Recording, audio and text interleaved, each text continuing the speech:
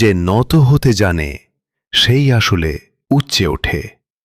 কারণ অহংকারে ভরা মানুষ বড় দেখাতে পারে, কিন্তু বিনয়ী মানুষই মহৎ হয়ে ওঠে। বিনয় কোনো দুর্বলতা নয়, এটি আত্মার সর্বোচ্চ অবস্থান। যার অন্তরে প্রেম ও করুণা বাস করে সে কখনো উচ্চস্বরে কথা বলে না, তবুও তার কথা মানুষের হৃদয়ে পৌঁছে যায়।